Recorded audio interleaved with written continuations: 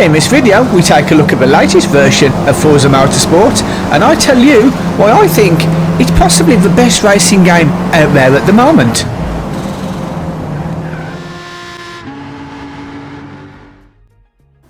First off, let's get something out there. I am a PlayStation and Gran Turismo fanboy. Hell, it nearly made me cry when I had to fork out the money to buy an Xbox and buy this game. But you know what? I'm glad I did. So, let's get straight into it. It's not a sim. It doesn't claim to be. Bit like Gran Turismo, it's a driving game with more to it. And there is a lot more to it. Obviously, you have the basic things. You start the game, and as you can see in the background here, you go through a little cutscene where it does show you some of the cars that you'll be getting in the game. And my god, they look really good. They look equally as good as the car and the graphics you'll get in Gran Turismo 7. And once you've watched the cutscene, you then get to do something that will make this game stand out for a lot of people. You get to start a career mode, an actual bona fide career mode, like the one Gran Turismo used to have but didn't bother giving us with GT7. And it's the usual thing. You get a cheap, although they're not cheap, car, and you get to race it. You win some money, you buy an upgrade, you race again, you upgrade your car again, and you carry on like that until you get up to your next level of races. And you know what? It's brilliant. Alright, let's go. And once you've chosen your car, you jump over to Grand Oak Raceway, where you will start your career mode. Now, there are some cutscenes in the game. Some people may not like them, but I do. I think it adds a little bit more immersion and gives a little bit more depth to the whole career stroke story mode. And yeah, I really like them. And they look good too. The other thing you'll get at the start are these little walkthroughs which explain to you what you're going to be doing and what they expect you to do throughout this session.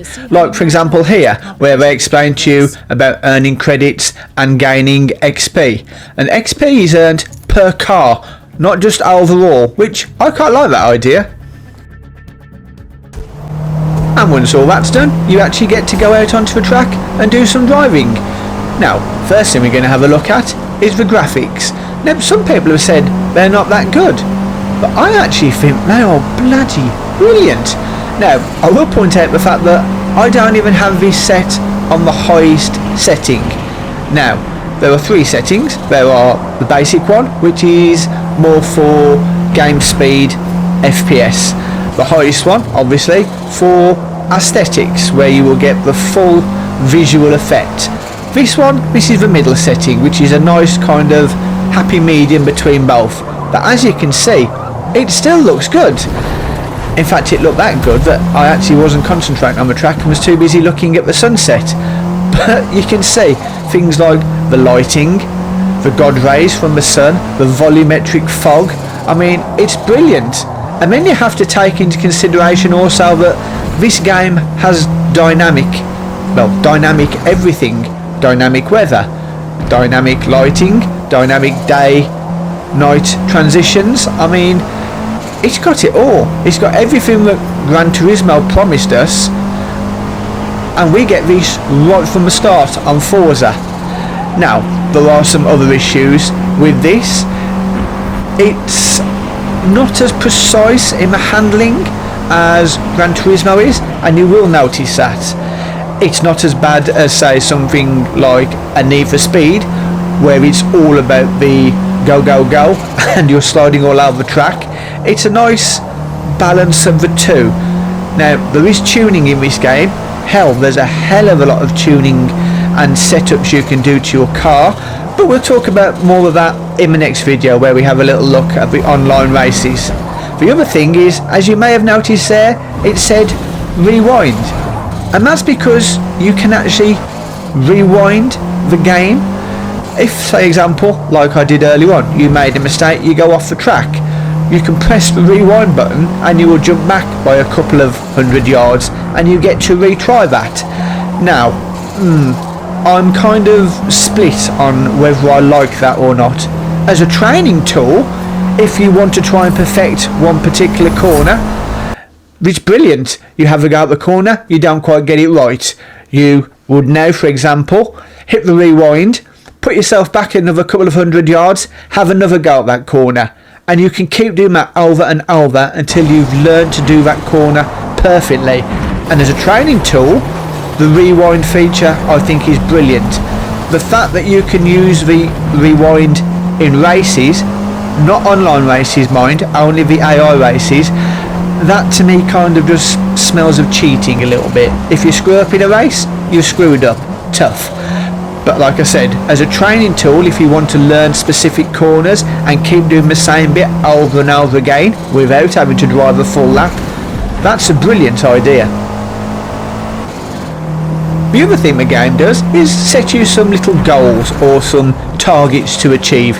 If you look down at the bottom left there, you'll see what I mean. In this case, complete 3 laps. Well, let's face it, why wouldn't you? More practice means you're going to get quicker. And the other one is it gives you a target time to achieve. Now, you don't have to do these. You don't have to complete 3 laps if you don't want to. But why wouldn't you? If you do them, you get more credits and more experience. And both of those, well, are definitely worth having. And once you've done your 3 laps of practice, it's time to come into the pits and get ready for your first race. Now, we have another little cutscene, which is nice. And here, you would also get the chance to start tuning your car.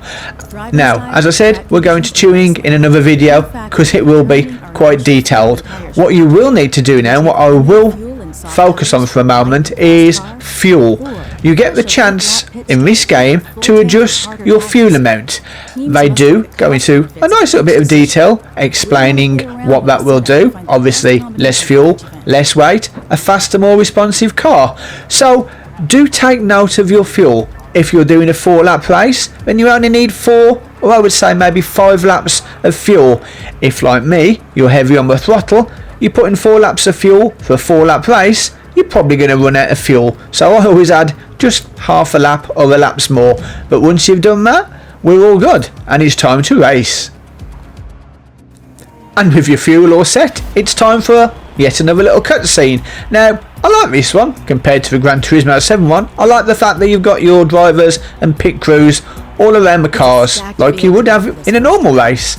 The other thing you can do in Forza is you can check out the competition. You can literally scroll through each one of the drivers, have a look at their names, what car they're in, but it also tells you how much fuel they've got and what tyres you're using, and that will help out a little bit with your race strategy. You can also, if you want, just check it yourself if you want to. And once you've done all that, it's time to race. You get the usual little cutscene of your own car, and then it's into the old 3, 2, 1, go routine, which, let's face it, it's a racing game. Now, what we will have to look at now is the AI, and they're not bad. I mean, okay, they're not rocket scientists, but they're not as dumb as the AI in Gran Turismo. The other comparison with Forza's AI and Gran Turismo's is in GT7 you get 3 levels of difficulty for your AI, which isn't bad and it works. But in Forza you get 10. Yes, 10 different levels of AI setting. One obviously being slow and easy to pass, and 10 pretty much being they're like Lewis Hamilton. Now, I recently watched a video of Super GT and even Steve didn't race the AI on number 10. If I recall, he had them set on number 9. So, if somebody like Steve's not going to put them on setting 10, I'm certainly not, because that guy is a hell of a lot better than I'll ever be. So, just find yourself a happy setting where the AI, if you want, are just about the same level as you. You can, if you want, set them on to lower, which will just make it much easier to win, or you can set them higher and have yourself a difficulty that is hard to catch. You will get more experience the higher your setting is of the AI. It's not a fantastic amount, to be honest. It doesn't make that much difference to either the XP or the credits that you'll earn. it does make a little bit of difference, but it's not worth it. So you may as well just tune the AI to something that's comfortable and fun to race.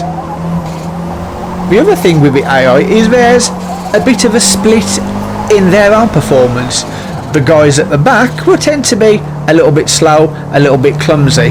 The guys in front, as you can see, the ones who disappeared, are actually a lot quicker.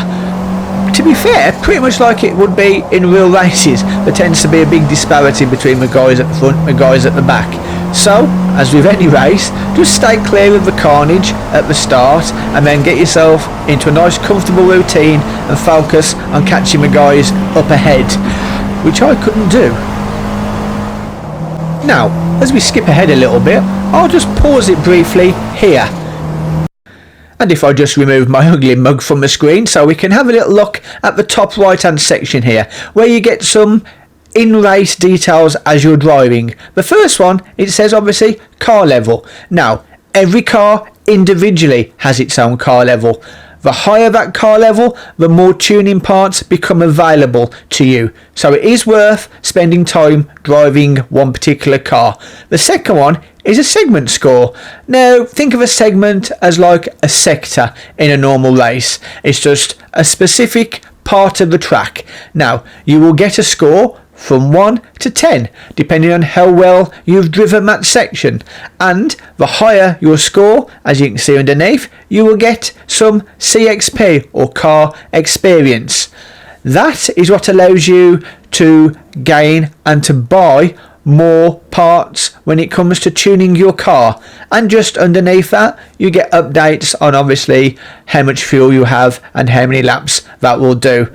These are nice little details, and I think they just add a lot more depth to the whole career mode of Forza. Now, we'll jump ahead here to the end of the race because, quite frankly, I couldn't catch the guys in front. But I did get a third place finish, which I didn't think was too bad for my first ever Forza race. Now, once you finish the race, you get the usual screen which shows your finishing position, your times and your lap times. You also get, because in the career mode of Forza, your first races are a championship. So you will see your championship points and your championship standing. And then, once that's done, we get a nice little celebration sort of podium cutscene, which I like better than the Gran Turismo one. In Gran Turismo, yes, we got the celebration, but it was just you. In Forza, we get to see the whole podium. Third place, second place, and the guy that wins, and then a look at their cars. And I actually really like that. So, there you have it, Forza 8. Right from day one, it gives us one thing as a Gran Turismo 7 player we always wanted. A true, in-depth career mode. And it's actually very, very good.